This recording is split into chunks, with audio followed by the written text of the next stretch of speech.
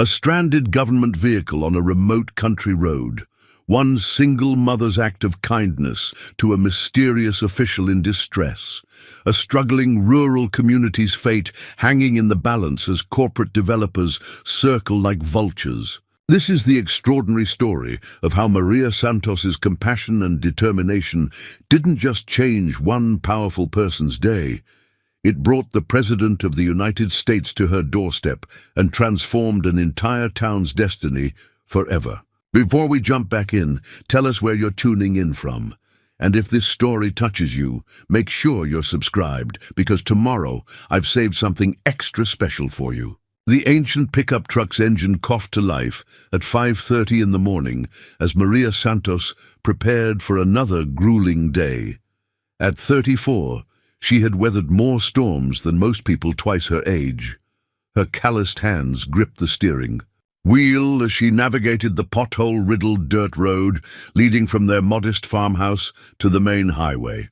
In the passenger seat, her 8-year-old daughter Isabella clutched a worn backpack, her school uniform pressed but showing signs of countless washings. Meadowbrook, population 2,300 and dwindling, had been Maria's home for her entire life. The small agricultural town in rural Nebraska had once thrived on corn and soybean production, supported by a network of family farms that stretched across the fertile plains. Now, massive corporate agricultural operations had systematically absorbed smaller properties, leaving behind a community struggling to maintain its identity and economic foundation. Maria worked 3 jobs to support herself and Isabella. Mornings found her at Henderson's diner, serving coffee and breakfast to the remaining farmers and truck drivers who still frequented the establishment. Afternoons were spent cleaning offices at the county courthouse, and evenings often involved bookkeeping for various small businesses that couldn't afford professional accounting services. Despite the exhausting schedule, she took pride in providing for her daughter without accepting the government assistance her pride wouldn't allow her to pursue. The Santos family had deep roots in Meadowbrook. Maria's grandparents had immigrated from Mexico in the 1950s, establishing a small but successful farm that provided vegetables to local restaurants and markets. Her father had expanded the operation, adding greenhouse facilities that allowed year-round production. However, when Maria was 22, a combination of severe weather, market fluctuations, and predatory lending practices had forced the family to sell most of their land to Midwest Agricultural Consortium, one of the corporate giants that now dominated the region's farming landscape. What remained was 5 acres surrounding their farmhouse, barely enough to maintain a large garden and a few chickens. Maria had transformed this small plot into a model of sustainable agriculture, growing organic vegetables that she sold at the weekly farmers market and to the few remaining independent restaurants in the area. Her innovative growing techniques, developed out of necessity rather than formal training, had attracted attention from agricultural extension agents who marveled at her ability to maximize production in limited space.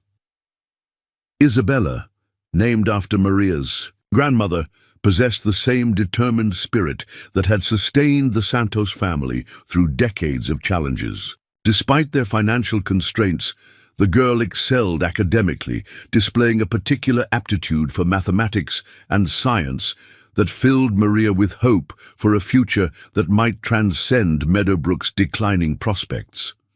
Isabella's teacher, Mrs. Patterson, had frequently mentioned her students' exceptional potential, suggesting that with proper resources and opportunities, she could pursue higher education and career paths far beyond what their small town could offer. The drive to Isabella's school required passing through Meadowbrook's struggling downtown district, a sobering reminder of the community's gradual decline.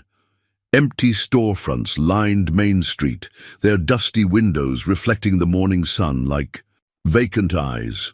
Peterson's hardware store, which had served the community for 60 years, displayed a for-lease sign that had been there for 8 months. The old movie theater, where Maria had watched films as a child, had been converted into a storage facility for one of the agricultural corporations.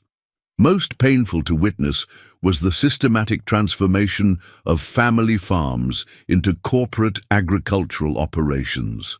Properties that had been worked by the same families for generations now stretched to the horizon as monoculture fields, managed by computer-controlled machinery and supervised by technicians rather than farmers.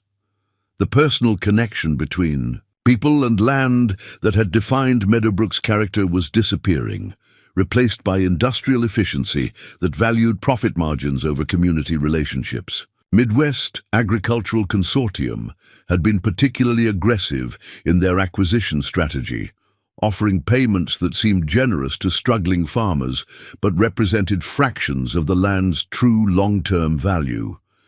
Their representatives, led by regional manager Catherine Blackwood, had approached Maria numerous times with offers to purchase her remaining 5 acres. Each proposal grew more insistent, accompanied by warnings about property taxes and maintenance costs that would eventually force her to sell anyway. Maria had steadfastly refused these overtures, not out of stubborn pride, but from a deep understanding that her small property represented something more valuable than its monetary worth. The land connected Isabella to her heritage, provided them with food security, and served as a demonstration that alternatives to corporate agricultural dominance remained possible. Moreover, Maria had gradually become an informal leader among Meadowbrook's remaining independent residents, organizing community gardens, coordinating farmers' market activities, and advocating for policies that supported small-scale agriculture. The local political landscape had grown increasingly hostile to these efforts. Mayor Jonathan Whitfield, elected 2 years earlier with substantial financial backing from agricultural corporations, consistently supported policies that favored large-scale operations over family farms and small businesses. His administration had rezoned several residential areas for industrial agricultural use, relaxed environmental regulations that protected water quality, and reduced funding for community programs that supported local food production and distribution. Preparing and narrating this story took us a lot of time, so if you are enjoying it, subscribe to our channel. It means a lot to us. Now back to the story. Most concerning was Whitfield's recent announcement regarding the proposed Meadowbrook Industrial Agriculture Complex, a massive processing facility that Midwest Agricultural Consortium wanted to construct on the town's eastern edge. The project promised to bring employment opportunities and increased tax revenue, but community members like Maria recognized that it would fundamentally alter Meadowbrook's character while providing jobs that paid wages insufficient to support families in an increasingly expensive housing market. The controversy surrounding this proposal had divided the community along predictable lines. Long-term residents who remembered Meadowbrook's agricultural heritage generally opposed the development, while newer residents and those struggling economically saw it as their only hope for financial stability. Town council meetings had become contentious affairs, with passionate arguments on both sides revealing deep fractures in the community's social fabric. Maria had emerged as one of the most articulate opponents of the industrial complex, not because she opposed economic development, but because she believed Meadowbrook deserved better alternatives. Her presentations to the town council, meticulously researched and delivered with quiet intensity, had outlined possibilities for sustainable agricultural tourism, organic farming cooperatives, and small-scale food processing facilities that could provide economic opportunities while preserving the community's essential character. These efforts had not gone unnoticed by Midwest Agricultural Consortium's leadership. Catherine Blackwood had recently escalated her pressure tactics, suggesting that Maria's continued resistance to their land acquisition offers might result in unintended consequences for her family's financial security. The implied threats were never explicit enough to constitute legal intimidation, but their message was unmistakable. Cooperation with corporate interests would be rewarded, while resistance would be punished. Despite these pressures, Maria maintained her commitment to demonstrating that alternative approaches to rural economic development remained viable.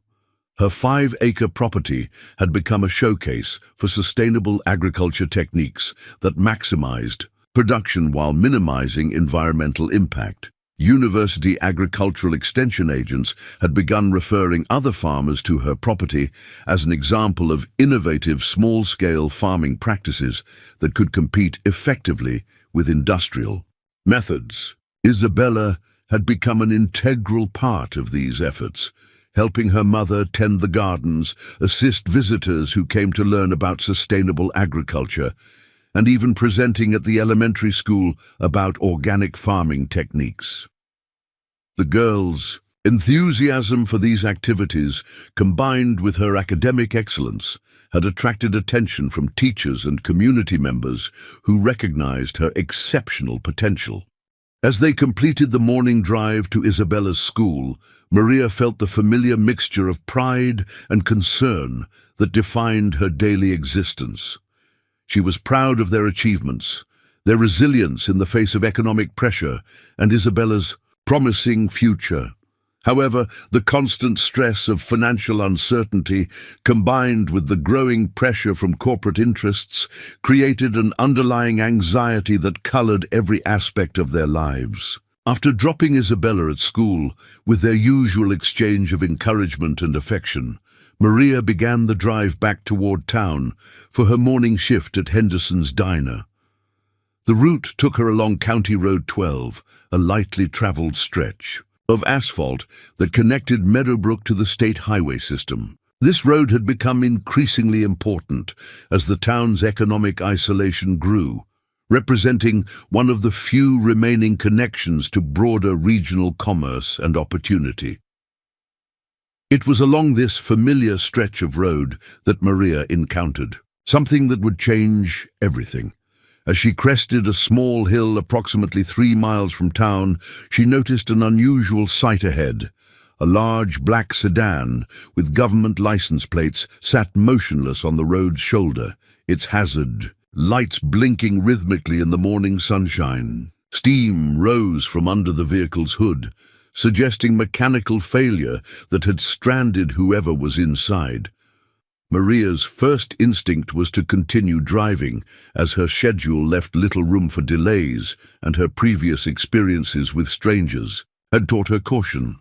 However, as she drew closer, she could see through the sedan's rear window that at least 2 people were inside, and their body language suggested distress rather than any threatening presence. The vehicle's official appearance, combined with the isolation of their location, created a situation where assistance might be genuinely needed. The decision to stop was made not from any calculation of potential benefit, but from the same sense of community responsibility that had guided Maria's approach to life in Meadowbrook. Rural communities survived through mutual assistance, and the principle of helping stranded travelers was deeply ingrained in her upbringing. She pulled her pickup truck behind the disabled sedan and approached with cautious friendliness. The passenger window rolled down as she neared the vehicle, revealing a woman in her 50s wearing a professional business suit that looked expensive but was now slightly wrinkled from travel. Despite her polished appearance, the woman's expression showed genuine relief at Maria's arrival. "Thank goodness," the woman said immediately. "We've been trying to reach roadside assistance for 20 minutes, but cell service seems spotty out here." Maria nodded understandingly. "This stretch of road is notorious for dead zones. What seems to be the problem with your car?" A man In the driver's seat, also professionally dressed and appearing to be in his early 60s, leaned across to address Maria through the passenger window. "Engine overheated about 10 minutes ago. We were traveling from Omaha to a meeting in Grand Island when it just started smoking." The woman extended her hand through the window. "I'm Director Patricia Hamilton from the Department of Agriculture's Rural Development Division. This is my colleague, Deputy Director James Morrison. We're actually quite fortunate that you stopped." Maria shook the offered hand, noting the firm grip and direct eye contact that suggested someone accustomed to professional interactions. "Maria Santos. I live just outside Meadowbrook, about 3 miles up the road." Director Hamilton's expression brightened slightly. "Meadowbrook? That's actually one of the communities we're scheduled to visit next week. We're conducting assessments for a new federal rural development initiative." The coincidence was striking, but Maria focused on the immediate practical problem. "Let me take a look at your engine. I'm not a professional mechanic, but I've kept my old truck running for 15 years through creative problem solving." Deputy Director Morrison appeared, skeptical. "We appreciate the offer, but this is a government vehicle with specific maintenance requirements. Perhaps you could just help us contact a certified service facility?" Maria smiled patiently. "The nearest certified facility is 45 miles away, and their response time for roadside calls is usually 3 to 4 hours. If you have an important meeting that might not work with your schedule." Director Hamilton exchanged a meaningful glance with her colleague before responding. "Actually, our schedule is quite critical. We're supposed to present findings to a congressional subcommittee tomorrow morning, and the data we're carrying represents months of research." The urgency in her voice convinced Maria to press her offer. "Let me at least diagnose the problem. If it's something simple, I might be able to get you back on the road. If not, you'll be in the same position as now, but with a better understanding of what needs professional attention." After a brief consultation, the federal officials agreed to let Maria examine their vehicle. What she discovered under the hood was both familiar and solvable: a split radiator hose that had caused the engine to overheat and shut down as a protective measure. The problem was exactly the type of mechanical failure that rural residents learned to address independently, since professional repair services were often hours away. "You're in luck," Maria announced after her examination. "It's just a radiator hose, and I carry spare automotive supplies in my truck for exactly these situations." Using duct tape, wire ties, and a section of flexible tubing from her emergency kit, Maria created a temporary repair that would allow the cooling system to function adequately for several hundred miles. The solution wasn't permanent, but it demonstrated the kind of practical problem-solving that rural life required. Director Hamilton watched the repair process with obvious fascination. "Where did you learn to do this kind of work?" Maria smiled as she secured the temporary hose connection. "Necessity is an excellent teacher. When you can't afford to call professionals for every problem, you learn to solve things yourself." As the engine cooled and Maria added water to the radiator system, the conversation naturally turned to broader topics. Director Hamilton explained that their Rural Development Division was implementing a new federal initiative designed to support economic revitalization in struggling agricultural communities. The program represented the largest federal investment in rural development in decades, with funding allocated for infrastructure improvements, small business development, and innovative agricultural projects. Communities like Meadowbrook are exactly what this initiative was designed to support, Director Hamilton continued. Places with strong agricultural heritage but facing economic challenges from corporate consolidation and changing market conditions.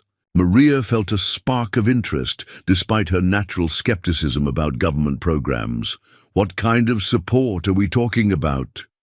Deputy Director Morrison, who had been observing the repair work with growing respect for Maria's practical skills, joined the conversation. Infrastructure development, low-interest loans for small agricultural operations, grants for sustainable farming initiatives, and most importantly, designation as federal rural enterprise zones with significant tax advantages for businesses that commit to community development. The scope of what they were describing seemed almost too good to be true. Maria had spent years watching Meadowbrook decline while feeling powerless to reverse the trend. The possibility that federal resources might be available to support the kind of community-based development she had been advocating seemed like an answer to prayers she had been afraid to voice. However, her practical nature demanded skepticism. Programs like this usually have requirements that small communities struggle to meet. What would Meadowbrook need to do to qualify? Director Hamilton's response revealed both the opportunity and the challenge.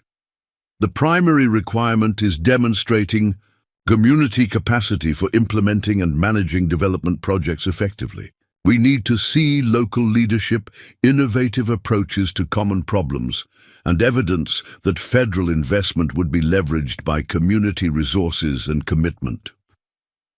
As Maria completed the radiator repair and the government sedan's engine returned to normal operating temperature, she found herself engaged in an increasingly detailed discussion about Meadowbrook's specific situation. Director Hamilton and Deputy Director Morrison asked thoughtful questions about the community's agricultural heritage, current economic challenges, and existing efforts to address declining population and business closures. What emerged from this conversation was a picture of federal officials who genuinely understood rural development challenges and were committed to supporting communities that demonstrated both need and capacity for positive change. More importantly, they seemed to recognize in Maria's practical problem-solving abilities and community knowledge exactly the kind of local leadership that successful rural development required. The temporary repair proved successful, and the government sedan was soon running smoothly again. As Director Hamilton and Deputy Director Morrison prepared to continue their journey, the conversation took an unexpected turn that would prove prophetic. "Ms. Santos," Director Hamilton said with evident sincerity, "I want you to know that this encounter has been more valuable than you might realize. What you've demonstrated today, practical problem-solving, community knowledge, and willingness to help strangers, represents exactly the kind of local capacity our Rural Development Initiative needs to identify and support." She handed Maria a business card with her direct contact information. "I'm going to recommend that Meadowbrook be moved to the priority list for our assessment team's visit. Based on what you've told us about your community's situation and your own background, I believe there might be significant opportunities for federal support." Deputy Director Morrison nodded agreement. "The sustainable agriculture work you described on your property sounds particularly interesting. Our initiative has specific funding allocated for demonstration projects that could serve as models for other communities." As the government sedan disappeared down County Road 12, Maria stood beside her pickup truck, processing what had just occurred. A simple act of roadside assistance had evolved into a conversation that might represent the first real hope for Meadowbrook's economic future in years. However, her practical nature reminded her that government promises were often easier made than kept, and the community's problems were too complex for any single program to solve completely. Still, as she continued her drive toward Henderson's diner, Maria felt something she hadn't experienced in months: genuine optimism about possibilities that extended beyond merely surviving another day's challenges. The federal officials had spoken with knowledge and sincerity that suggested their rural development initiative might be different from the ineffective programs that had previously been offered to struggling communities like Meadowbrook. More importantly, Director Hamilton's recognition of Maria's community leadership and practical skills had planted the seed of an idea that was both thrilling and terrifying.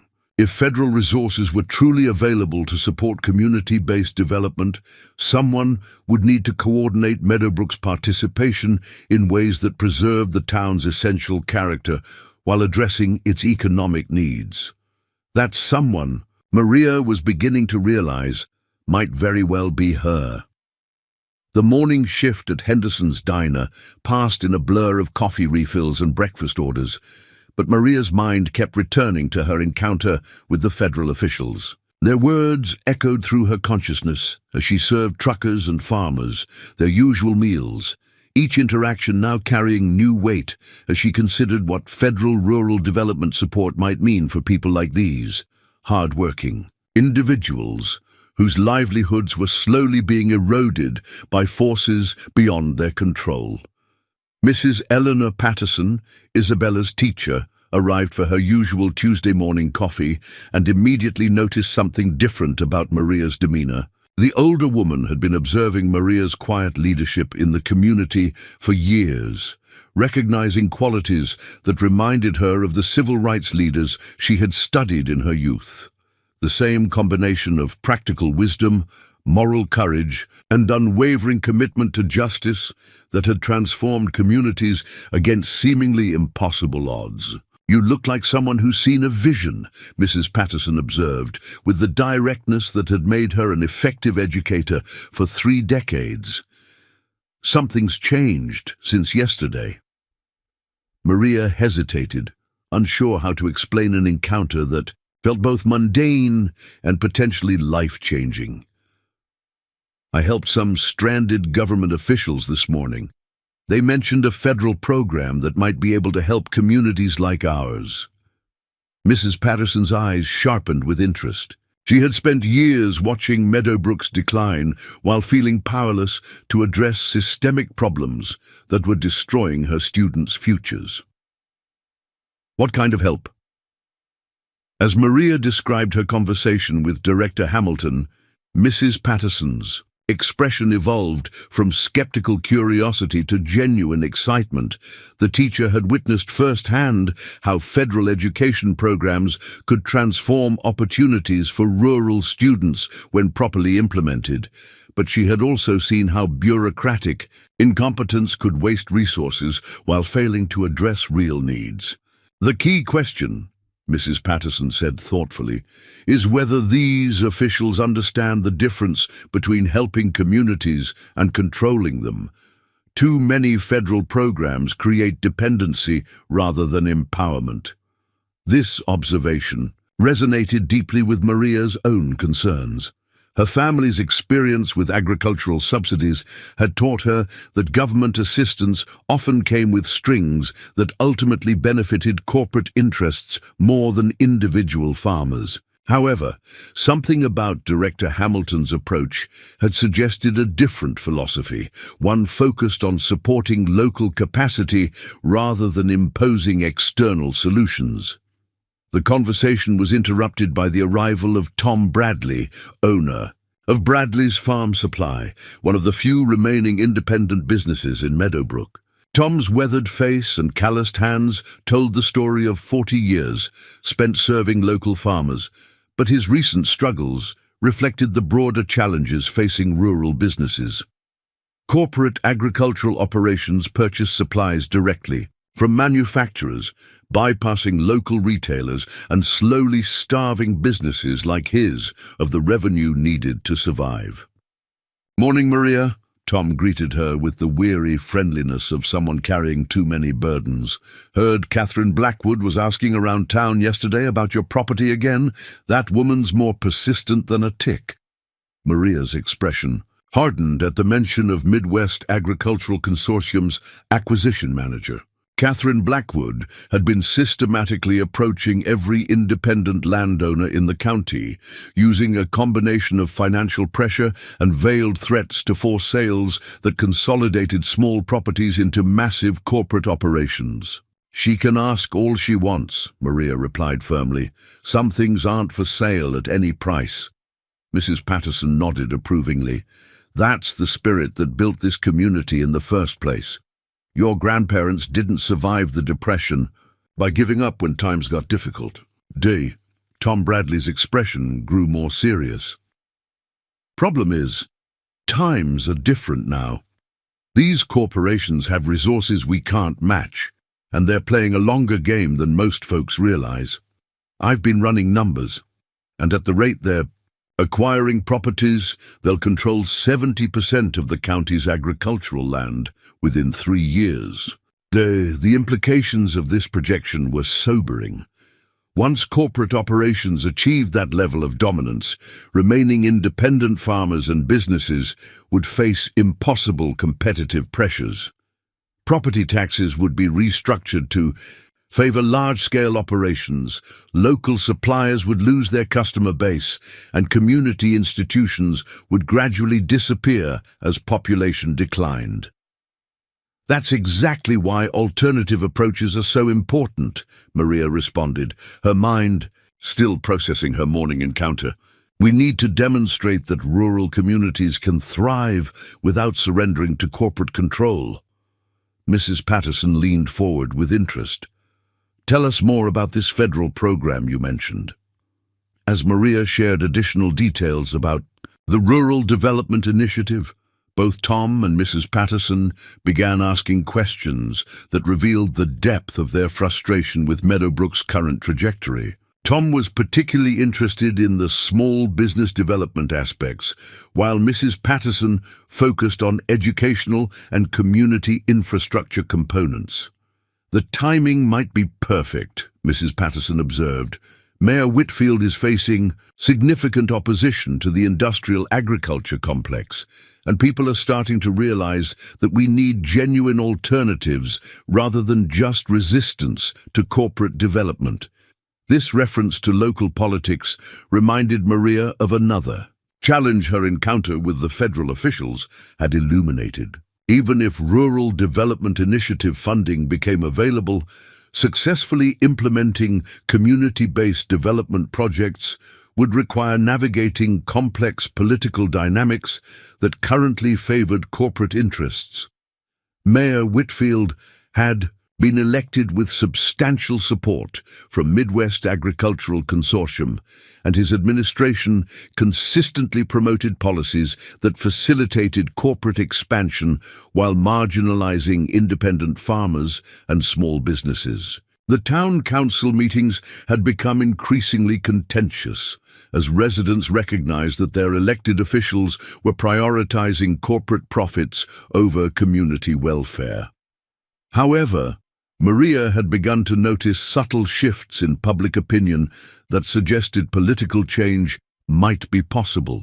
The proposed industrial agriculture complex had galvanized opposition from unexpected quarters, including longtime supporters of Mayor Whitfield, who were beginning to question whether corporate-sponsored development truly served community interests. Mrs. Patterson had been quietly organizing this opposition through her connections in the school system and various community organizations. Her approach was characteristically systematic and thorough, building coalitions based on shared concerns rather than partisan politics.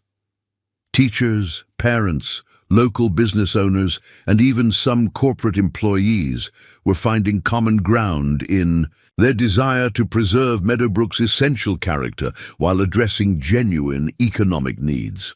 What we need, Mrs. Patterson continued, is someone who can articulate a positive vision for community development that goes beyond simply opposing corporate expansion. Someone who understands both practical problem-solving and the values that make rural communities special. Tom Bradley nodded agreement. Someone who's demonstrated the ability to make things work even when resources are limited. Someone the community trusts to represent their interests rather than their own. Both of them were looking directly at Maria as they spoke, and she felt a familiar mixture of honor and intimidation. Throughout her adult life, people had turned to her for leadership during difficult situations, recognizing qualities she wasn't always sure she possessed. Her natural inclination was to deflect such expectations. But the morning's encounter with Director Hamilton had planted ideas that were difficult to ignore. The conversation was interrupted by the arrival of several more customers, including Carl Hernandez, who managed one of the few remaining family farms in the area. Carl's operation had survived by specializing in organic vegetables that supplied restaurants in Lincoln and Omaha. But even this niche market was becoming increasingly competitive as corporate operations expanded into organic production. "Maria," Carl called out as he took a seat at the counter, "I wanted to thank you again for the advice about crop rotation. That technique you showed me increased my yield by 30% while actually improving soil quality." This acknowledgement highlighted another aspect of Maria's growing influence in the community. Her 5-acre demonstration plot had become an informal teaching center, where other farmers learned sustainable agriculture techniques that could help them compete with industrial operations. University extension agents had begun referring clients to her property, recognizing that her practical experience often provided more valuable insights than their theoretical training. "Carl's not the only one you've helped," Tom Bradley added. "Remember when the Peterson family was about to lose their farm 2 years ago? Your bookkeeping skills and financial planning advice helped them restructure their debt and stay in business." Mrs. Patterson smiled knowingly. "And let's not forget how you organized the community response when the Henderson family's barn burned down. 24 hours later, they had a new structure and enough donated equipment to get back into operation." These reminders of past community leadership experiences were accumulating into a pattern that Maria was finding increasingly difficult to dismiss. She had spent years focused on survival, keeping her family financially stable, maintaining their property, and supporting Isabella's education. However, her individual efforts had consistently evolved into community benefits that strengthened Meadowbrook's social fabric and economic resilience. The Federal Rural Development Initiative represented an opportunity to formalize and expand these informal leadership activities. If Director Hamilton's assessment proved accurate, federal resources might be available to support exactly the kind of community-based development that Maria had been practicing on a smaller scale. However, the prospect of taking on such responsibilities was daunting. Community leadership at this level would require navigating political complexities, managing substantial budgets, and coordinating with federal bureaucracies, all while maintaining the trust of neighbors whose livelihoods would depend on her decisions. As the morning shift concluded and Maria prepared to leave for her afternoon job at the courthouse, Mrs. Patterson made a suggestion that crystallized these swirling thoughts into concrete possibilities. "Why don't you invite these federal officials to visit your property when they come to assess Meadowbrook? Let them see firsthand what you've accomplished with sustainable agriculture and community organizing. Sometimes demonstration is more persuasive than any amount of talking." The idea was both thrilling and terrifying. Maria's 5-acre plot was impressive within the context of limited resources and practical constraints. But would it meet the standards of federal officials accustomed to evaluating much larger operations? Her community organizing efforts had been effective but informal. Would they satisfy bureaucratic requirements for documented leadership experience?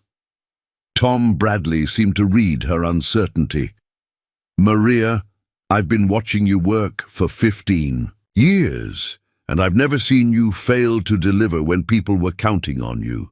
These federal folks would be lucky to find someone with your combination of practical skills and community commitment. As Maria drove toward the courthouse for her afternoon shift, she found herself mentally cataloging the assets and challenges that would shape any potential federal development initiative in Meadowbrook. The community possessed significant strengths that many struggling rural areas lacked: a strong agricultural heritage, existing infrastructure that could support expanded economic activity, and most importantly, residents who still believed in collective action and mutual support. However, the challenges were equally significant. Years of economic decline had eroded the tax base needed to support community services. Young people continued to leave for opportunities in larger cities, and corporate pressure was intensifying as companies like Midwest Agricultural Consortium recognized the threat that successful independent operations posed to their expansion plans. The afternoon at the courthouse provided an unexpected opportunity to research federal rural development programs in greater detail. Using her break time to access public computers, Maria discovered that the Rural Development Initiative was indeed a substantial federal commitment, with billions of dollars allocated over 5 years for communities that could demonstrate capacity for effective implementation. More importantly, she learned that the program's success criteria aligned remarkably well with activities she had already been pursuing in Meadowbrook. Sustainable agriculture demonstration projects, small business development through cooperative arrangements, community leadership training, and infrastructure improvements that supported local economic development were all priority funding categories. The research also revealed something that explained Director Hamilton's apparent urgency about identifying suitable communities. The program had been designed to support a limited number of pilot communities that would serve as models for broader national implementation. Competition for these designations was intense, with hundreds of communities across the Midwest competing for perhaps 20 pilot program slots. This discovery added both excitement and pressure to Maria's growing sense of possibility. If Meadowbrook could successfully compete for pilot program designation, the resulting federal investment might fundamentally transform the community's economic prospects. However, failure to secure such designation would likely accelerate the current decline as residents lost hope and corporate operations faced reduced resistance to their expansion plans. As Maria's workday concluded and she prepared to collect Isabella from school, her phone rang with a call from an unfamiliar number. The voice that answered her greeting was instantly recognizable. "Ms. Santos, this is Director Hamilton. I hope I'm not interrupting your workday." Maria's pulse quickened as she assured the federal official that the call was welcome. Director Hamilton's tone carried the same professional warmth that had characterized their morning encounter, but there was an additional note of purpose that suggested significant developments. "I wanted to follow up on our conversation this morning," Director Hamilton continued. "After discussing your community's situation with my colleagues, we've decided to accelerate our assessment timeline for Meadowbrook. We'd like to visit next week, rather than waiting for our originally scheduled time frame." This news was both encouraging and concerning. Accelerated federal interest suggested genuine opportunity, but it also meant less time to prepare for an evaluation that might determine Meadowbrook's future. "What would this assessment involve?" Maria asked, attempting to balance enthusiasm with practical planning. Director Hamilton's response revealed the comprehensive nature of federal rural development evaluation. "We'd spend 3 days in your community, meeting with local leaders, visiting agricultural operations, reviewing economic development proposals, and most importantly, assessing community capacity for managing federal resources effectively."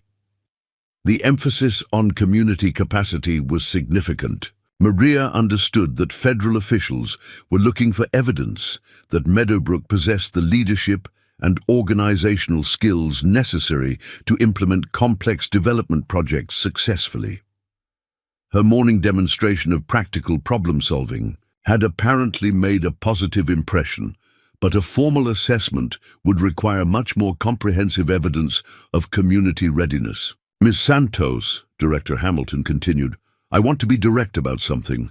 Based on our conversation today, you strike me as exactly the kind of local leader our initiative needs to identify and support.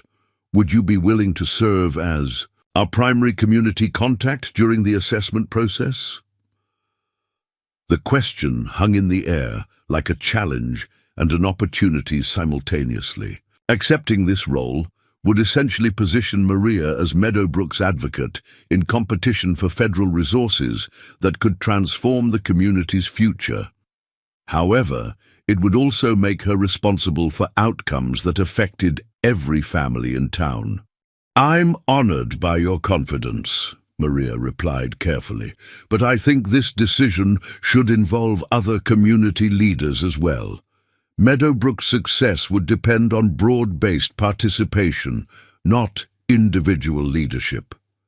Director Hamilton's response revealed why federal officials had been impressed by Maria's approach. That's exactly the kind of thinking that makes successful rural development possible. Communities that recognize the importance of collective leadership consistently outperform those that depend on individual champions. They arranged for Director Hamilton's team to visit the following week, with Maria serving as coordinator for community meetings and site visits. The conversation concluded with Director Hamilton expressing optimism about Meadowbrook's prospects, while cautioning that competition for pilot program designation would be intense. As Maria ended the call and sat in her pickup truck outside Isabella's school, she felt the weight of responsibility settling on her shoulders like a familiar but heavier coat. The morning's simple act of roadside assistance had evolved into an opportunity that might determine not just her family's future, but the fate of an entire community. The school bell rang, and Isabella emerged with her usual boundless energy, chattering immediately about her day's activities. As they drove home along County Road 12, past the spot where Maria had encountered the stranded federal officials, Isabella noticed her mother's preoccupied mood. "Mama, you look like you're thinking about something really big," the 8-year-old observed with the perceptiveness that often surprised adults. Maria smiled at her daughter's insight. "I'm thinking about something big, Misha, something that might change our whole town." As they turned into their driveway, Maria realized that the conversation she was about to have with Isabella might be among the most important of their lives together. The decisions made in the coming weeks would shape not just their immediate circumstances, but Isabella's entire future and the legacy they would leave for Meadowbrook's next generation. The modest farmhouse that had sheltered 3 generations of the Santos family suddenly felt like the center of possibilities that extended far beyond its weathered walls. The week that followed Director Hamilton's phone call transformed Meadowbrook in ways that no one could have anticipated. Word of the federal assessment spread through the community with the speed that only small towns can achieve, creating an atmosphere of cautious hope mixed with determined preparation. Maria found herself at the center of a whirlwind of activity, as neighbors who had never collaborated before suddenly discovered shared visions for their community's future. Mrs. Patterson took immediate action, organizing evening meetings at the school where residents could discuss their hopes and concerns about the federal rural development opportunity. These gatherings revealed depths of creativity and commitment that had been hidden beneath years of economic struggle and political division. Farmers shared innovative techniques they had developed in isolation. Small business owners proposed cooperative ventures they had never dared to voice. And even teenagers offered perspectives on how rural communities could attract and retain young talent.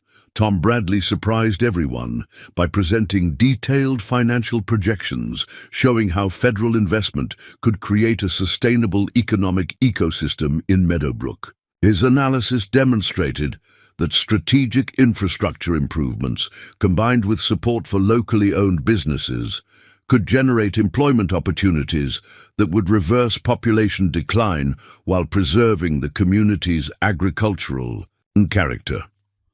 Carl Hernandez organized a group of organic farmers who had been operating independently, showing how they could form a cooperative that would provide the scale and marketing power needed to compete with corporate agricultural operations. His passion for sustainable farming practices inspired others to consider how traditional agriculture could evolve without surrendering to industrial methods that depleted soil and contaminated water supplies. Even more encouraging was the emergence of unexpected leadership from residents who had previously remained on the sidelines of community affairs. Sarah Mitchell, a young mother who worked remotely for a technology company, proposed establishing a rural innovation center that could provide high-speed internet and modern communication tools for entrepreneurs and remote workers. Her vision demonstrated how rural communities could participate in the digital economy without abandoning their geographic roots. Maria watched these developments with a mixture of pride and anxiety. The community's response exceeded her most optimistic expectations, but she also recognized that federal officials would evaluate not just enthusiasm, but the practical capacity to implement complex development projects successfully.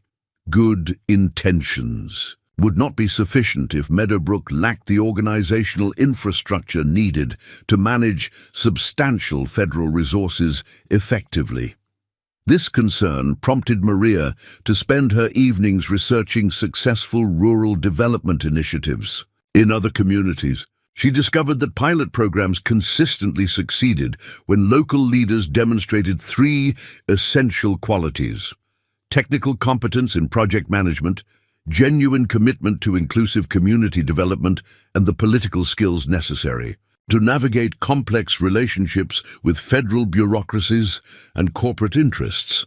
The research also revealed a sobering pattern. Communities that failed to maintain federal rural development funding typically experience political divisions that undermined collaborative decision-making, allowed personal ambitions to override collective interests, or proved unable to adapt their traditional approaches to meet federal compliance requirements.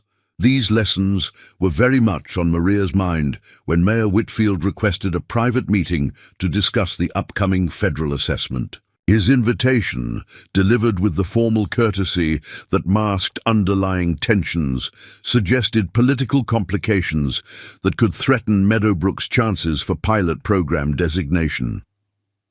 The meeting took place in the mayor's office at City Hall, a modest building that reflected both the community's limited resources and its democratic traditions. Mayor Whitfield, a man in his late 50s whose political career had been built on promises of economic development through corporate partnerships, appeared uncomfortable with the attention that federal officials were suddenly paying to approaches he had consistently opposed.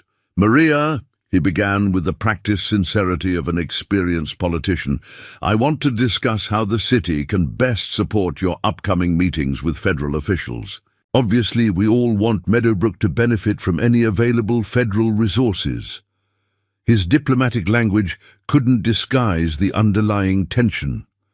Mayor Whitfield's political future depended on the success of corporate development projects like the proposed industrial agriculture complex. Federal support for community-based alternatives would undermine both his political position and his relationships with corporate sponsors.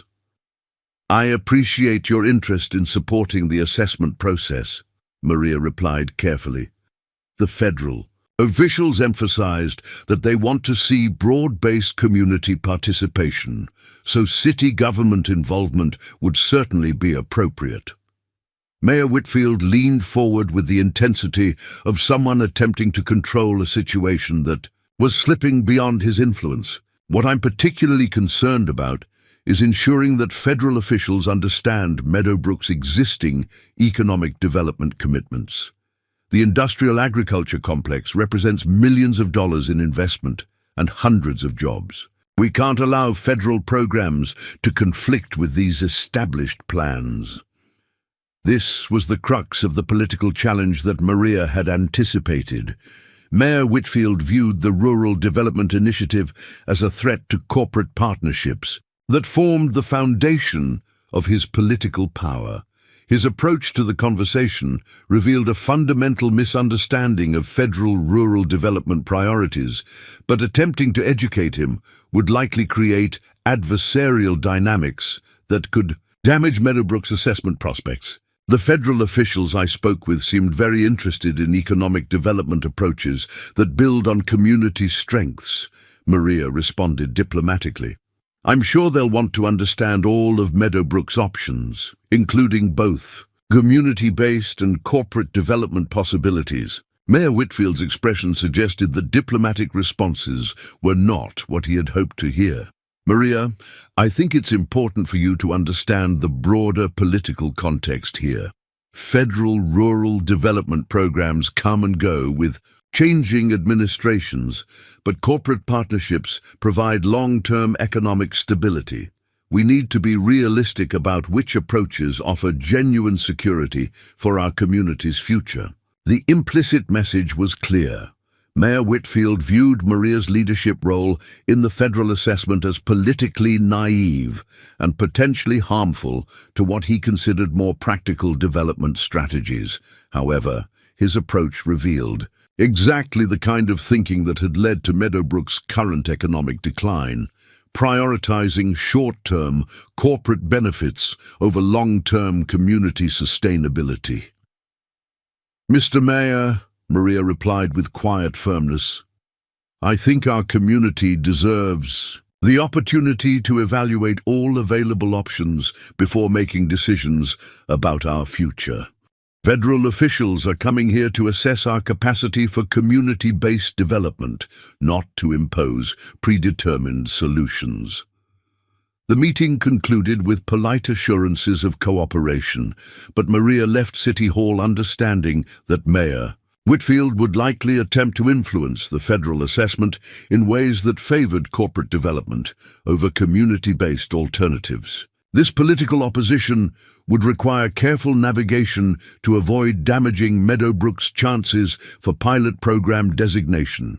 Her concerns about political complications proved prescient when Catherine Blackwood, Midwest Agricultural Consortium's acquisition manager, appeared at Maria's door that same evening. The corporate representative's unexpected visit, timed immediately after Maria's meeting with Mayor Whitfield, suggested coordination that was both strategic and threatening. Ms. Santos, Catherine began with her practiced corporate charm, I hope you'll forgive the unannounced visit, but I wanted to discuss some exciting developments that might interest you. Isabella was completing homework at the kitchen table, and Maria's maternal instincts immediately focused on protecting her daughter from whatever pressure tactics Catherine might employ. Isabella, why don't you finish your homework in your room? She suggested gently. After her daughter had disappeared down the hallway, Maria turned to Catherine with the wariness that previous encounters had taught her. What kind of developments? Catherine's presentation was more sophisticated than her previous acquisition attempts.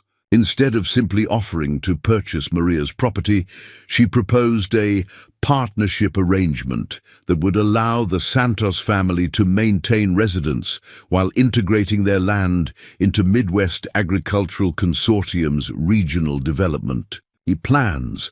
What we're offering is the best of both worlds, Catherine explained, spreading glossy brochures across Maria's kitchen table. You would retain ownership of your home and immediate surroundings, while our agricultural operations would maximize the productive potential of your remaining acreage. The financial arrangements would provide substantially more income than you could generate through independent farming. The proposal was carefully crafted to address Maria's known concerns about maintaining family heritage while providing economic security However, the fine print revealed terms that would gradually transfer effective control of the property to corporate management while leaving the Santos family with minimal decision-making authority. More concerning was Catherine's implied knowledge of Maria's recent activities. "We understand that you've been in contact with federal officials about rural development programs," she continued with casual precision. "While those initiatives are certainly well-intentioned, the reality is that federal bureaucracies move slowly and often fail to deliver on their promises. Corporate partnerships provide immediate benefits and long-term security." The timing of this visit, combined with Catherine's apparent knowledge of confidential federal communications, suggested that Midwest Agricultural Consortium had access to information that should have been private.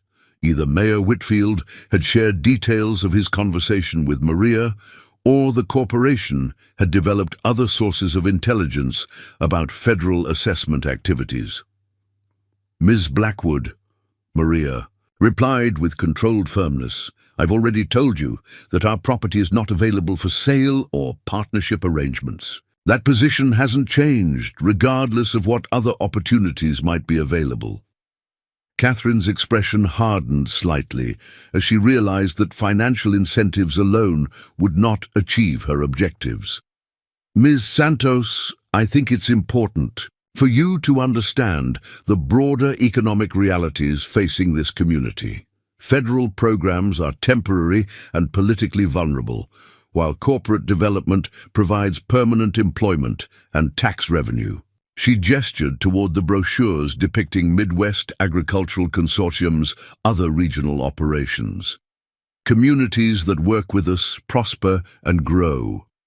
Those that resist corporate development often find themselves economically isolated as investment flows to more cooperative locations." The veiled threat was delivered with corporate politeness, but its message was unmistakable. Midwest Agricultural Consortium possessed the economic power to punish communities that rejected their expansion plans, and they were prepared to use that power against Meadowbrook if necessary.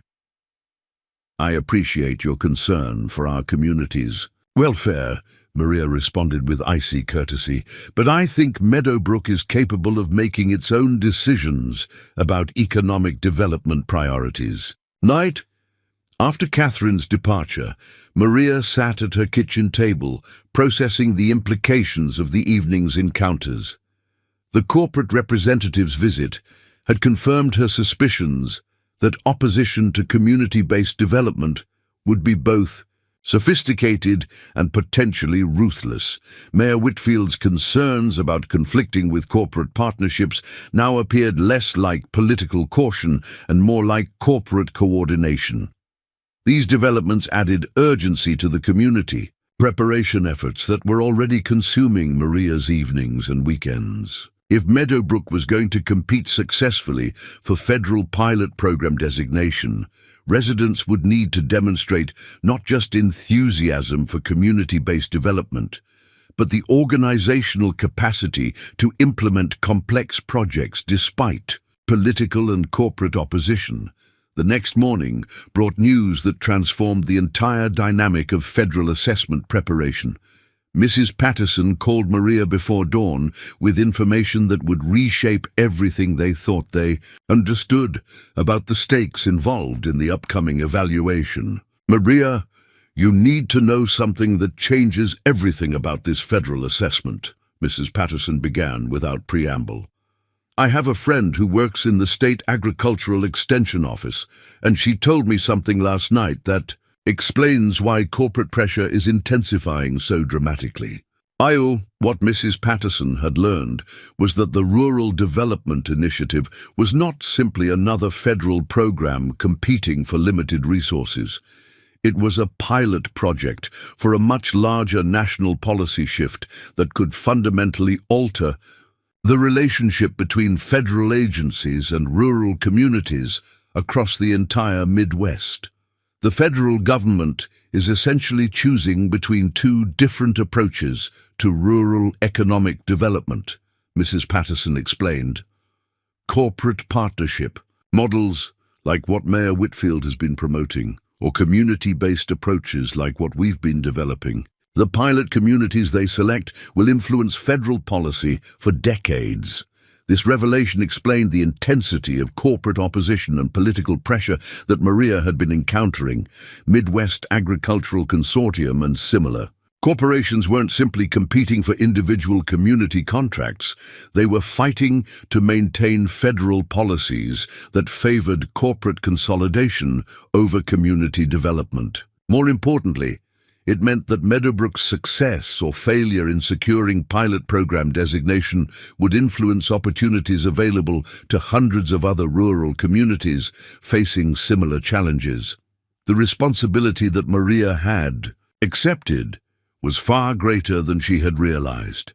The morning brought additional complications when Isabella's school principal called to report that her daughter had been involved in an argument with classmates whose parents worked for corporate agricultural operations. The conflict had apparently begun when Isabella defended her mother's community organizing activities against criticism from children who had been hearing negative commentary at home.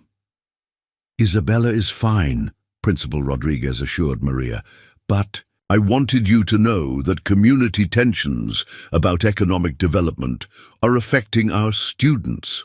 Some parents are concerned that federal programs might threaten local employment opportunities.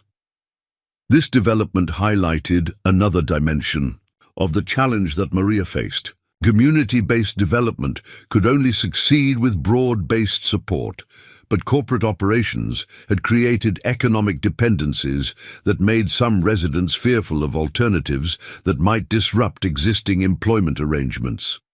The principal's call was followed by a visit from Carl Hernandez, who brought news that was both encouraging and concerning. His efforts to organize an organic farming cooperative had attracted interest from several neighboring communities, but they had also triggered corporate responses that revealed the scope of opposition to independent agricultural development. 3 of the farmers who were most interested in the cooperative received visits from Midwest Agricultural Consortium representatives this week, Carl reported grimly. 2 of them were offered immediate cash payments for their properties at prices substantially above market value. The 3rd was told that his existing supply contracts might not be renewed if he participated in disruptive cooperative arrangements. These pressure tactics demonstrated that corporate opposition to community-based development extended far beyond Meadowbrook's boundaries. Midwest Agricultural Consortium and similar companies were clearly coordinating regional strategies to prevent the emergence of successful alternatives to corporate consolidation. However, Carl also brought encouraging news. Several university agricultural researchers had expressed interest in studying the organic farming cooperative as a model for sustainable rural development. Their academic support could provide credibility and technical assistance that would strengthen Meadowbrook's federal assessment presentation. Dr. Jennifer Walsh from the State University's Agricultural Extension Program wants to visit next week, Carl continued with obvious excitement. She's been researching sustainable agriculture models and thinks our cooperative approach could be groundbreaking if properly supported and documented. The convergence of university interest with federal assessment activities created opportunities that no one had anticipated. Academic validation of community-based development approaches could provide exactly the kind of third-party credibility that federal officials would find persuasive. As the week progressed, Maria found herself coordinating increasingly complex preparations for the federal assessment while managing escalating political and corporate pressure. The community meetings, organized by Mrs. Patterson, had evolved into sophisticated planning sessions where residents developed detailed proposals for infrastructure improvements, business development initiatives, and agricultural innovation projects. Tom Bradley had recruited other business owners to form an economic development committee that created comprehensive financial projections and implementation timelines. Their work demonstrated that Meadowbrook possessed exactly the kind of practical planning capacity that federal officials would be evaluating. Sarah Mitchell's Rural Innovation Center proposal had attracted interest from several technology companies that provided services to remote workers and rural entrepreneurs. Her research showed that high-speed internet infrastructure could support dozens of new businesses while allowing current residents to access employment opportunities that had previously required relocation to urban areas. Most importantly, these various development initiatives were beginning to integrate into a comprehensive vision for community-based economic revitalization that addressed Meadowbrook's specific challenges while building on its existing strengths. The federal assessment would evaluate not just individual projects, but the community's capacity for coordinated implementation of multiple development strategies. The night before Director Hamilton's scheduled arrival, Maria stood in her garden, watching the sunset paint the Nebraska sky in shades of gold and crimson. The 5 acres that had sustained her family through years of struggle now felt like the center of possibilities that could transform an entire region's approach to rural development. Isabella joined her mother in the garden, carrying school books, and the boundless curiosity that had always made their evening conversations a source of joy and wisdom for both of them. As they walked between rows of vegetables that demonstrated sustainable agriculture techniques, Maria realized that the next few days would determine not just their immediate future, but the kind of world that Isabella would inherit. "Mama," Isabella said with the seriousness that sometimes surprised adults, "Mrs. Patterson told us at school that some very important people are coming to visit our town. She said they might help us make things better for everyone." Maria smiled at her daughter's understanding of complex adult situations. "That's right, Mija. But the important thing to remember is that we're the ones who will make things better. The visitors are just here to see if we're ready to do the work." As they returned to the farmhouse that had sheltered 3 generations of the Santos family, Maria felt the weight of responsibility settling into determination. Tomorrow would bring federal officials whose decisions might influence rural development policy across the entire nation. But tonight, surrounded by the evidence of what one family could accomplish through innovation and perseverance, she felt ready for whatever challenges lay ahead. The community that had rallied around this opportunity deserved leadership that matched their courage and commitment. Maria intended to provide exactly that, regardless of the political and corporate forces arrayed against them. The morning of Director Hamilton's arrival dawned with crystalline clarity that seemed to amplify every detail of Meadowbrook's landscape. Maria rose before sunrise, driven by nervous energy that had prevented restful sleep. As she prepared coffee in her kitchen, the familiar ritual provided comfort, while her mind raced through final preparations for what could be the most important day in her community's history. At precisely 9 o'clock, a convoy of 3 black SUVs with government plates turned onto Main Street, their arrival witnessed by dozens of residents who had found excuses to be visible throughout downtown. Director Hamilton emerged from the lead vehicle, accompanied by 5 colleagues, whose professional bearing and tablet computers suggested the comprehensive evaluation that would determine Meadowbrook's future. Maria met the federal delegation at City Hall, where Mayor Whitfield had arranged a formal reception that reflected his attempt to control the assessment narrative. His prepared remarks emphasized Meadowbrook's cooperation with corporate development partners, while carefully avoiding mention of community-based alternatives that threatened his political relationships. However, Director Hamilton's response revealed that federal officials had already developed sophisticated understanding of local political dynamics. Her questions about community leadership, grassroots organizing, and resident participation in economic development planning clearly sought information that Mayor Whitfield's corporate-focused presentation could not provide. "Mr. Mayor," Director Hamilton said with diplomatic directness, "we appreciate your overview of municipal development policies. However, our assessment focuses primarily on community capacity for implementing participatory development initiatives. Could you direct us to residents who have been leading grassroots economic development efforts?" The federal official's emphasis on grassroots leadership created an opening that Maria had been anticipating. "Director Hamilton, I believe the community organizing activities you're interested in evaluating would be best demonstrated through site visits and conversations with residents who have been developing collaborative projects." Mayor Whitfield's expression revealed his discomfort with losing control of the assessment agenda, but he had no choice except to facilitate the community-focused evaluation that federal officials clearly preferred. His political instincts recognized that opposition to federal assessment priorities would damage both his credibility and Meadowbrook's chances for program designation. The first stop was Maria's 5-acre demonstration plot, where University Extension agent Dr. Jennifer Walsh had arranged to meet the federal delegation. Her presence provided academic credibility that reinforced the innovation and sustainability claims that Maria had been making about community-based agricultural development.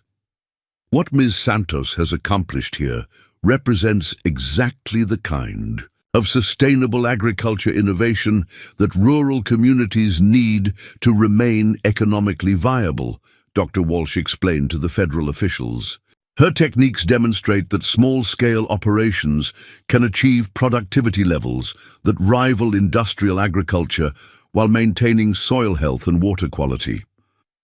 Director Hamilton and her colleagues examined the irrigation systems, crop rotation patterns, and soil management techniques that Maria had developed through years of experimentation and adaptation. Their questions revealed genuine expertise in sustainable agriculture policies and recognition that practical innovation often emerged from rural communities rather than university research programs. Deputy Director Morrison was particularly interested in the economic implications of Maria's agricultural techniques. "Ms. Santos, have you calculated the potential impact if these methods were implemented across multiple properties in your community?" Maria's response demonstrated the kind of comprehensive thinking that federal officials were seeking. Working with Tom Bradley from our local farm supply business, we've projected that valley-wide implementation could reduce water usage by 40% while increasing overall agricultural productivity. More importantly, it would create employment opportunities for agricultural technicians and equipment specialists that would keep young people in rural communities. The site visit continued with demonstrations of composting systems, rainwater collection infrastructure, and greenhouse facilities that extended growing seasons while minimizing energy consumption. Each component reflected the resourcefulness and innovation that federal rural development programs were designed to identify and support. Dr. Walsh's academic commentary provided context that elevated Maria's practical achievements into policy-relevant examples. The techniques developed here could serve as models for sustainable agriculture education programs throughout the Midwest. Federal support could transform individual innovation into regional economic development strategies. From Maria's property, the delegation visited Carl Hernandez's organic farming operation, where the proposed cooperative structure was explained through detailed business plans and financial projections. Carl's presentation demonstrated that community-based agricultural development could achieve the scale and market access needed to compete with corporate operations while maintaining the flexibility and innovation that industrial agriculture often suppressed. Our cooperative model allows individual farmers to maintain independent decision-making while sharing resources for equipment, marketing, and technical support, Carl explained. Federal infrastructure investment could accelerate this approach across multiple communities, creating regional networks of sustainable agriculture that support rural economic development. The federal officials asked probing questions about cooperative governance, conflict resolution mechanisms, and financial management structures.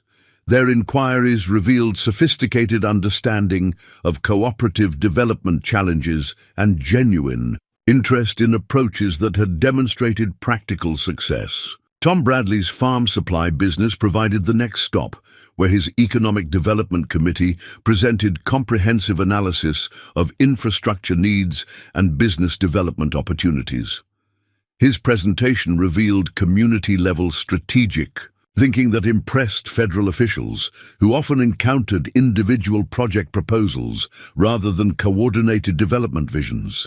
What we're proposing is systematic support for locally owned businesses that serve agricultural operations throughout the region, Tom explained.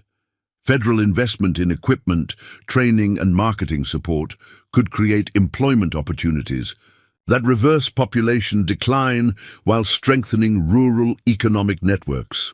The business development proposals included equipment repair facilities, agricultural processing capabilities, and rural innovation centers that would provide technology support for both traditional farming operations and emerging rural businesses. Each component was designed to build on existing community strengths while addressing specific economic development challenges. Sarah Mitchell's Rural Innovation Center presentation captured federal attention by demonstrating how technology infrastructure could support economic diversification without undermining agricultural heritage. Her research showed that high-speed internet and modern communication facilities could attract remote workers and digital entrepreneurs while supporting existing businesses through improved market access and operational efficiency. Rural communities have always been centers of innovation, Sarah explained to the federal delegation. Federal infrastructure investment could unleash entrepreneurial potential that has been constrained by inadequate technology access and limited capital availability. The afternoon schedule included a community meeting at the elementary school, where Mrs. Patterson had organized presentations by residents representing various aspects of Meadowbrook's development potential. The format was designed to demonstrate broad-based community participation rather than dependence on individual leadership. However, the meeting also revealed the political and economic tensions that federal officials would need to consider in their assessment. Several residents expressed concerns about federal programs that might conflict with existing employment arrangements or disrupt established business relationships. Jim Crawford, who worked as a supervisor for one of Midwest Agricultural Consortium's regional operations, voiced skepticism about community-based development approaches. Federal programs come and go with political changes, but corporate operations provide stable employment and benefits that support families over decades. We need to be realistic about which approaches offer genuine long-term security. His comments reflected concerns that were shared by other residents whose livelihoods depended on corporate agricultural operations. Director Hamilton's response demonstrated the diplomatic skills required for successful rural development implementation. Mr. Crawford, those are exactly the kind of practical concerns that federal rural development programs are designed to address, she replied respectfully. Our initiative doesn't seek to replace existing employment opportunities, but to create additional economic options that strengthen community resilience. Maria recognized this exchange as a crucial moment in the assessment process. Federal officials needed to see that community-based development could build on existing economic foundations rather than threatening established employment arrangements. Jim raises important points about economic stability, Maria said, addressing both the federal delegation and community members. What we're proposing through cooperative development and small business support is economic diversification that creates options for our children while respecting the livelihoods that currently support our families. Her response shifted the conversation from either-or choices to both and possibilities that appealed to residents who wanted economic opportunity without sacrificing community values. Federal officials observed this dynamic with obvious interest, recognizing leadership skills that could navigate complex political challenges. The community meeting continued with presentations by high school students who had been researching rural economic development as part of a social studies project. Their analysis, supervised by Mrs. Patterson, demonstrated sophisticated understanding of demographic trends and economic challenges facing rural communities throughout the Midwest. Young people are leaving rural areas because we don't see opportunities that match our education and ambitions, explained senior student Jennifer Martinez. Federal support for innovation centers and entrepreneurship programs could show us how to build careers in rural communities rather than abandoning them for urban opportunities. The students' presentation included proposals for agricultural technology development, rural tourism initiatives, and educational programs that would prepare rural youth for emerging economic opportunities. Their vision combined respect for agricultural heritage with embrace of technological innovation in ways that impressed both federal officials and community members. As the formal assessment activities concluded, Director Hamilton requested a private conversation with Maria to discuss implementation possibilities if Meadowbrook received pilot program designation. Their discussion took place in Maria's kitchen, the same location where federal rural development opportunities had first been discussed during the roadside assistance encounter that had initiated this entire process. Ms. Santos, Director Hamilton, began with the directness that had characterized their previous interactions. I want to be clear about what federal pilot program designation would involve. The resources we're discussing are substantial. Potentially $15 million over 5 years, but they come with significant responsibilities and expectations. The scope of potential federal investment exceeded anything Maria had imagined during their initial conversation. However, Director Hamilton's emphasis on responsibilities and expectations reminded her that federal programs required sophisticated management capabilities and political skills that would be tested continuously. The primary challenge, Director Hamilton continued, is implementing community-based development in political environments that often favor corporate partnerships. Your mayor and several business leaders clearly prefer traditional economic development approaches that prioritize corporate investment over community organizing. This assessment confirmed Maria's observations about political opposition that could undermine federal program implementation. However, the morning's community presentations had demonstrated that grassroots support for alternative development approaches was stronger than political leadership acknowledged. Director Hamilton, Maria replied thoughtfully, what I've learned through years of community organizing is that political opposition often reflects fear of change rather than genuine policy disagreements. People support approaches that deliver practical benefits for their families and communities. Her response revealed the kind of political understanding that federal officials were seeking in rural community leaders. Successful implementation of federal development programs required navigating complex political dynamics while maintaining focus on measurable community benefits.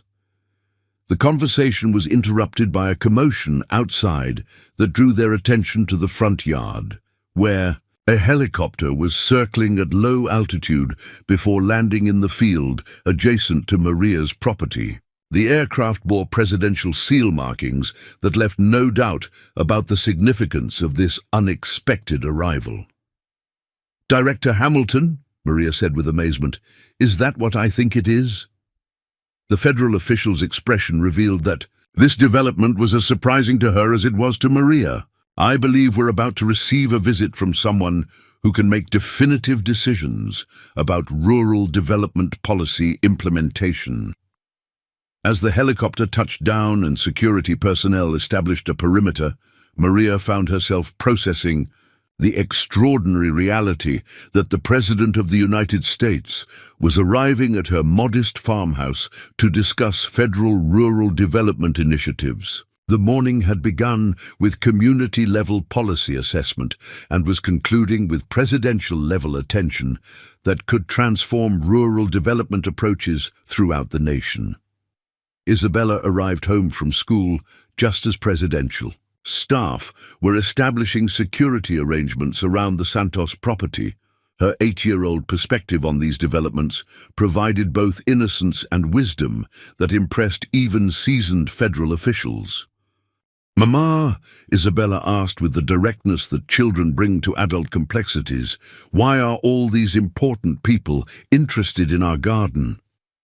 Maria's response captured the essence of what had been developing in Meadowbrook over the preceding weeks. "Because, Mija, sometimes small ideas grown in the right soil can feed entire communities." The president's arrival attracted national media attention that transformed Meadowbrook's federal assessment into a public demonstration of rural development policy alternatives. Television crews and newspaper reporters descended on the community, conducting interviews with residents who had been preparing quietly for federal evaluation and now found themselves articulating their vision to national audiences. Mrs. Patterson coordinated media interviews with characteristic efficiency, ensuring that diverse community voices were represented rather than allowing individual perspectives to dominate the narrative. Her approach reflected the inclusive leadership style that had made community organizing efforts successful despite limited resources and political opposition. Tom Bradley's Economic Development Committee provided reporters with detailed financial analysis and implementation timelines that demonstrated the practical viability of community-based rural development. Their preparation impressed journalists who often encountered political rhetoric rather than substantive policy proposals during rural community visits. Carl Hernandez's Organic Farming Cooperative became a focal point for discussions about sustainable agriculture alternatives to industrial farming methods. His articulate explanation of cooperative principles and environmental stewardship resonated with national audiences seeking positive examples of rural innovation and community collaboration. The presidential visit concluded with a formal announcement that Meadowbrook had been selected as the primary pilot community for Federal Rural Development Initiative implementation. The designation came with $15 million in federal investment over 5 years, technical assistance from federal agencies, and national attention that would influence rural development policy throughout the United States. However, the announcement also included something that no one had anticipated: a personal request from the president that Maria consider accepting appointment as the Federal Rural Development Initiative's national coordinator, a position that would involve working with communities throughout the Midwest to implement similar community-based development approaches. "Ms. Santos," the president said during the public announcement, "your leadership in Meadowbrook has demonstrated exactly the kind of grassroots innovation that America's rural communities need to prosper in the 21st century. I hope you'll consider sharing your expertise with communities throughout our nation." The offer was both an incredible honor and a daunting responsibility that would require Maria to expand her community organizing activities to national scope. Her response reflected the values that had guided her leadership throughout the assessment process.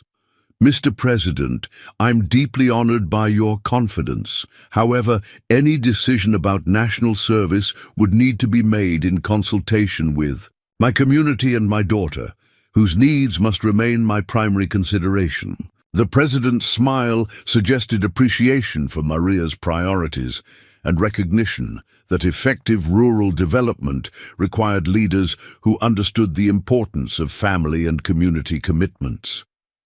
That's exactly the kind of thinking that makes you ideal for this position. Take all the time you need to make the decision that's right for your family. As presidential staff departed and media attention gradually shifted to other national stories, Meadowbrook residents found themselves processing the extraordinary transformation that had occurred in their community. Federal Pilot Program designation would provide resources and opportunities that few rural communities ever received, but it also created expectations and responsibilities that would test their collaborative capabilities. Maria stood in her garden that evening, surrounded by the sustainable agriculture systems that had attracted federal attention, while Isabella helped tend vegetables that would feed their family through another Nebraska winter. The 5 acres that had sustained them through years of struggle had become the foundation for community transformation that would influence rural development policy throughout the nation. The journey from roadside assistance to presidential recognition had required courage, innovation, and community collaboration that demonstrated rural America's potential for self-determination and sustainable development.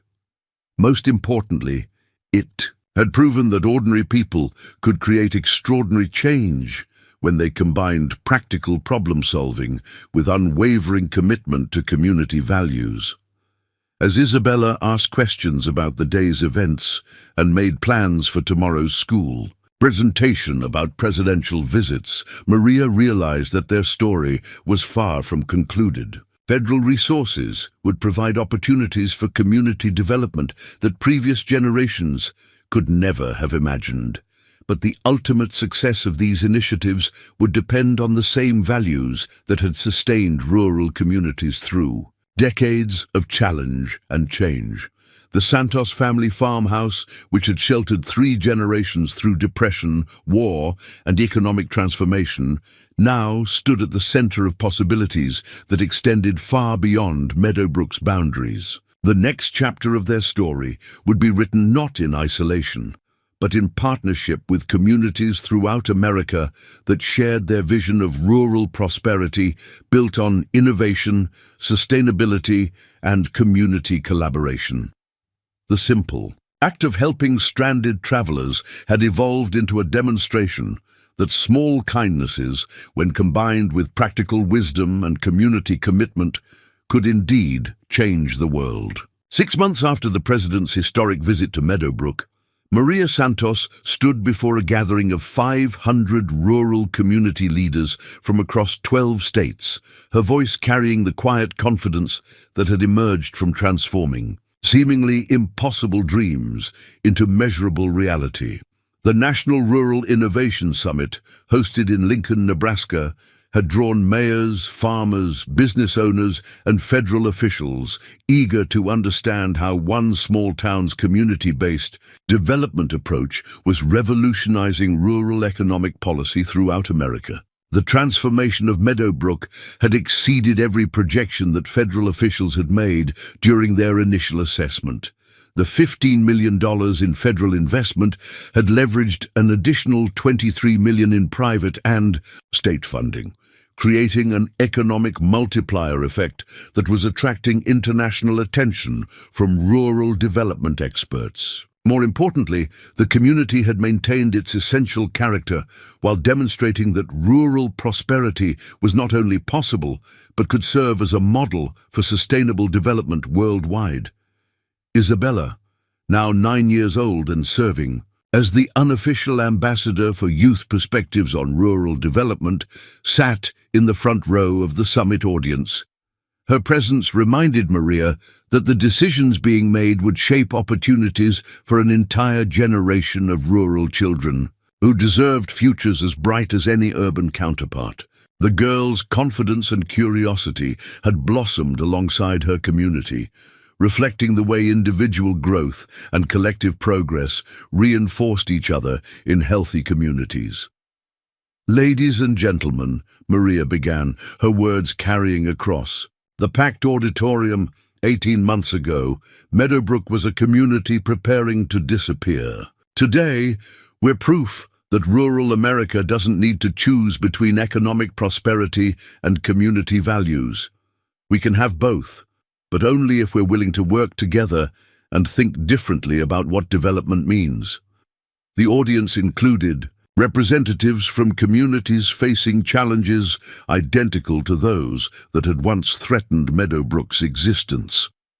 Corporate agricultural consolidation, population decline, infrastructure deterioration, and political neglect had created a rural crisis that extended far beyond any single town or county. However, Maria's presence on the summit stage represented hope that these challenges could be overcome through innovation, collaboration, and strategic federal support. Dr. Jennifer Walsh, whose academic research had documented Meadowbrook's transformation, provided the summit audience with statistical analysis that quantified the community's achievements. Agricultural productivity had increased by 67%, while water usage declined by 43%. Small business revenue had grown by 150%, with 42 new enterprises established since federal investment began. Most significantly, population decline had reversed, with young families moving to Meadowbrook to access opportunities that combined rural quality of life with economic security. What makes Meadowbrook's success particularly remarkable, Dr. Walsh explained to the summit audience, is that these improvements have been achieved while strengthening rather than weakening community social structures. Economic development and social cohesion have proven to be mutually reinforcing rather than competing priorities. The academic validation was important for policy credibility, but Maria knew that statistical analysis alone could not capture the human dimensions of community transformation. The real story was found in the lives of neighbors who had discovered new possibilities for themselves and their families through collaborative effort and mutual support. Tom Bradley, whose farm supply business had evolved into a regional equipment, manufacturing and distribution center, exemplified the entrepreneurial transformation that federal investment had catalyzed. His expansion had created 37 full-time jobs, while maintaining the personal relationships and community commitment that had always characterized his business approach. More importantly, his success had inspired other local entrepreneurs to pursue ambitious projects that they had previously considered impossible. The Federal Rural Development Program didn't just provide capital, Tom explained during his summit presentation. It provided permission to think bigger than we had allowed ourselves to imagine. When you know that your community believes in your vision and federal agencies are willing to invest in your success, you discover capabilities you didn't know you possessed. Carl Hernandez's organic farming cooperative had become a model for sustainable agriculture development throughout the Midwest. The cooperative now included 47 farms across 6 counties, providing market access and technical support that allowed family operations to compete effectively with corporate agricultural enterprises. Their success had attracted partnerships with organic food companies and restaurant chains that valued sustainable sourcing and community-based production methods. Cooperation doesn't mean giving up independence, Carl told the summit audience.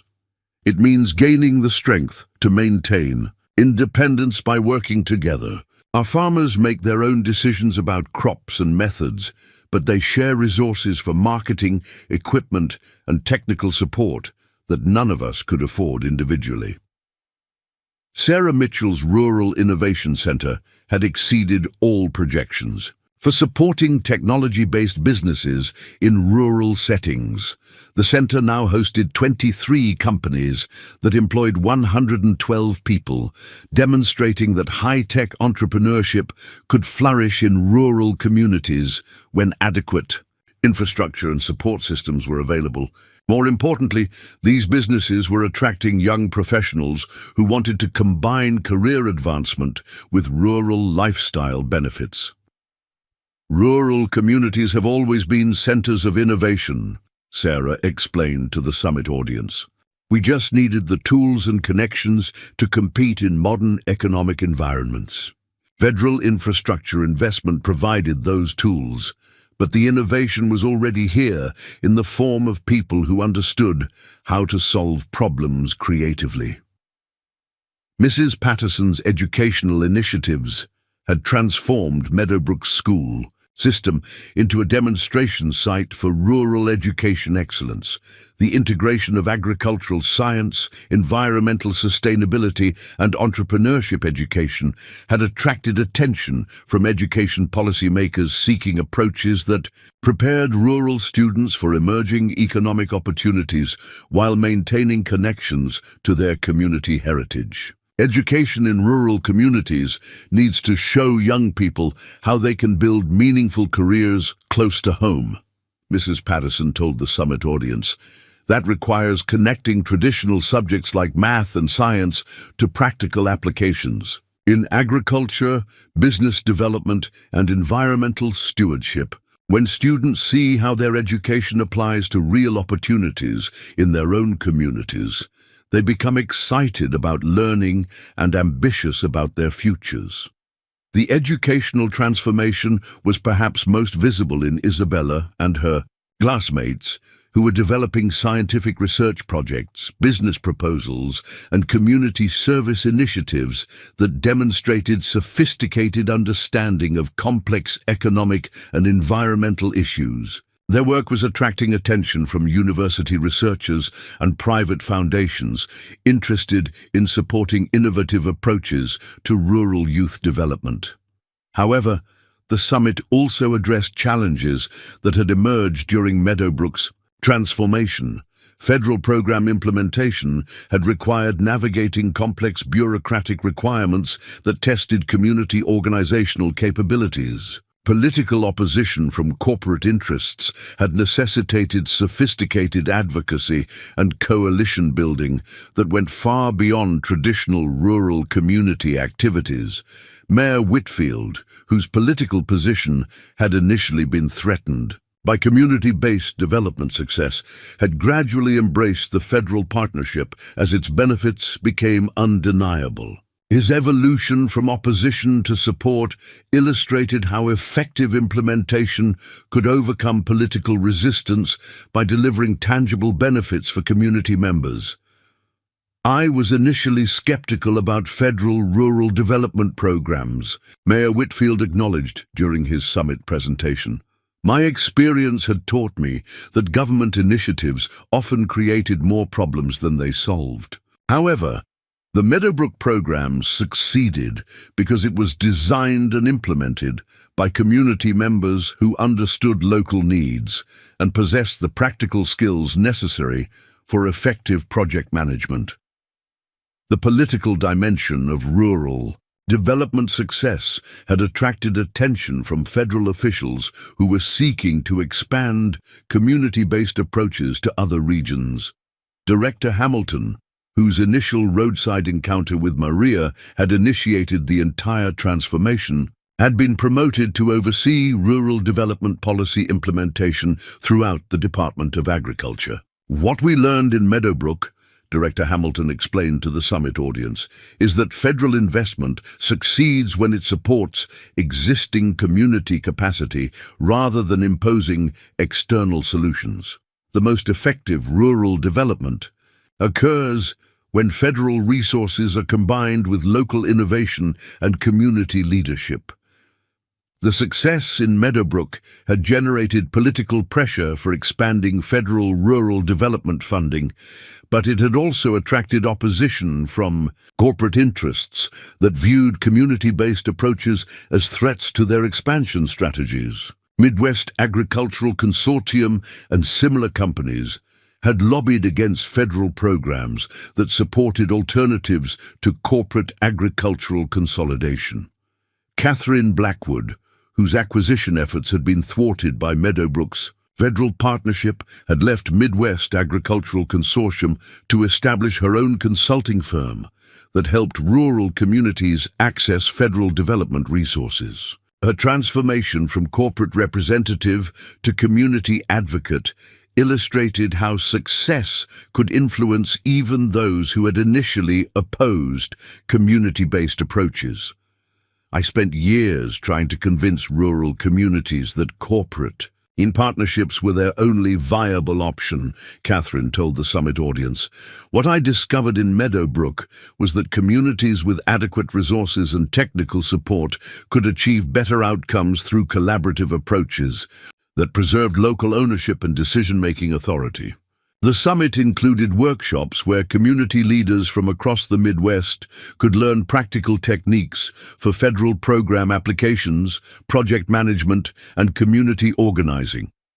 These sessions were designed to transfer knowledge and skills that had been developed in Meadowbrook to other communities facing similar challenges. Maria found herself serving as both teacher and student in these workshops, sharing hard-won experience while learning from other community leaders who had developed innovative solutions to rural development challenges.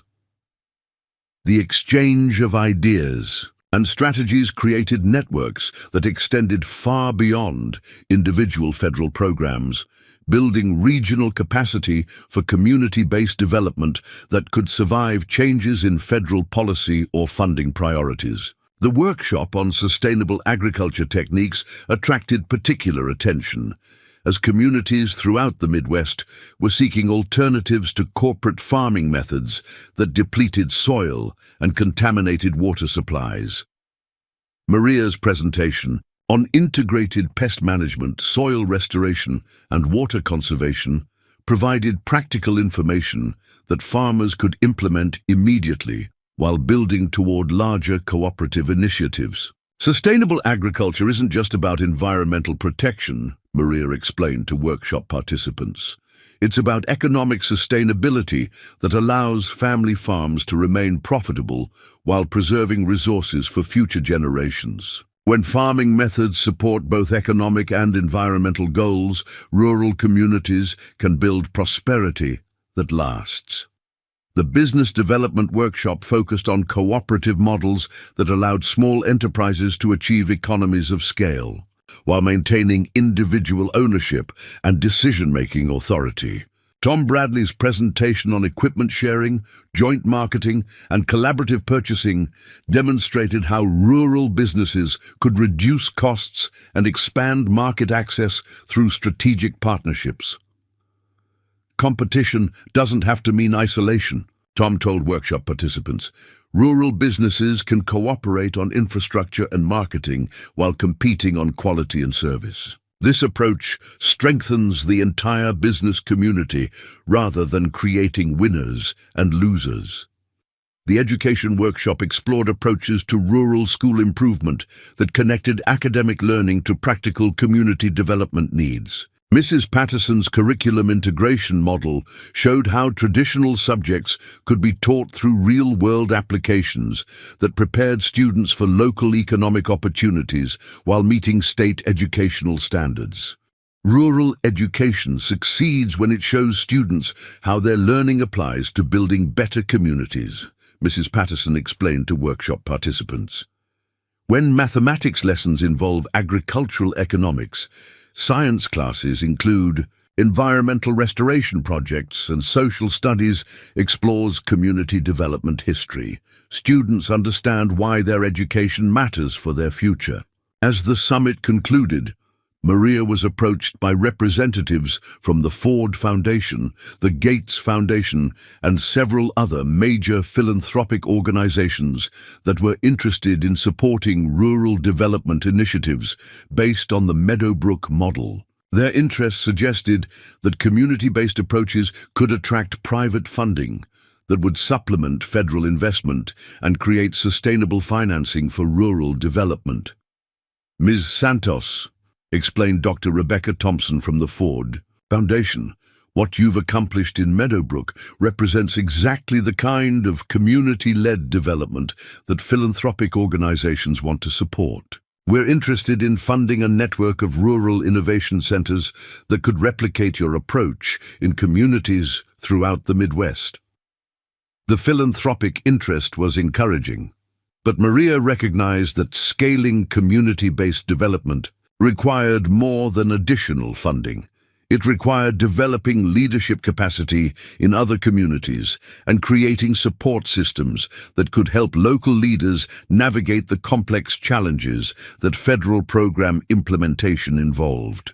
This recognition had influenced Maria's decision to accept the president's offer to serve as National Rural Development Coordinator, a position that would allow her to work with communities throughout the country while maintaining her roots in Meadowbrook. The role would require extensive travel and significant time away from Isabella, but it also offered opportunities to influence federal policy in ways that could benefit millions of rural residents. Mama, Isabella had said when they discussed the national coordinator position, I think you should take the job because other kids deserve the same opportunities I have. But I want to help you with the work because I understand what makes communities successful. Her daughter's perspective had reminded Maria that rural development was ultimately about creating opportunities for young people who deserved futures that matched their talents and ambitions. The national coordinator position would allow her to ensure that other communities could access the resources and support that had transformed Meadowbrook. The final summit session featured a video conference with rural community leaders from Canada, Australia, and several European countries that were implementing similar community-based development approaches. The international interest demonstrated that Meadowbrook's success had implications that extended far beyond American rural policy. What we're seeing here is not just American rural development, explained Dr. Klaus Müller from the European Union's Rural Development Division. It's a model for community-based economic development that could be adapted to rural areas throughout the developed world. The principles of local leadership, sustainable resource use, and cooperative business development are universally applicable. As Maria prepared for her closing remarks to the summit audience, she reflected on the journey that had brought her from roadside assistance to national leadership in just 18 months.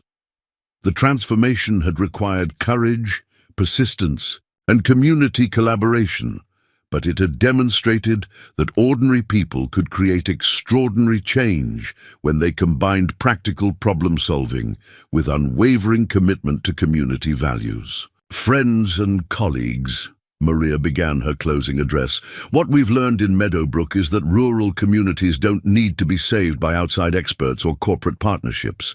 We need to be supported in doing what we've always done, best innovating solutions to practical problems while maintaining the relationships and values that make communities strong. She gestured toward Isabella, whose presence reminded everyone that rural development was ultimately about creating opportunities for the next generation. Our children deserve futures that are as bright as any available in urban areas, but they also deserve the choice to build those futures in the communities that shaped their values and nurtured their dreams. The summit concluded with commitments from federal agencies, philanthropic organizations, and community leaders to expand support for rural development initiatives based on the Meadowbrook model. More importantly, it had created networks and relationships that would sustain community-based development efforts regardless of changes in federal policy or funding priorities. As Maria and Isabella drove home to Meadowbrook along the familiar Nebraska highways, they passed farmland that was being cultivated using sustainable techniques developed through their community's federal partnership. The sight of prosperous family farms and thriving small towns reminded them that individual acts of kindness and community collaboration could indeed transform entire regions when supported by adequate resources and political commitment. The modest farmhouse that had sheltered 3 generations of the Santos family remained the center of Maria's world. But it was now also recognized as the birthplace of rural development approaches that were influencing policy throughout the nation. The next chapter of their story would be written in partnership with communities across America that shared their vision of rural prosperity built on innovation, sustainability, and community collaboration. The simple act of helping stranded federal officials had evolved into a demonstration that rural America could write its own future when supported by leaders who understood that true development strengthened communities rather than displacing them. The Santos family's legacy would be measured not just in their own achievements, but in the opportunities they had helped create for countless other families who deserved the chance to build prosperous lives in the rural communities they called home. Up next, you've got 2 more standout stories right on your screen. If this one hit the mark, you won't want to pass these up. Just click and check them out, and don't forget to subscribe and turn on the notification bell.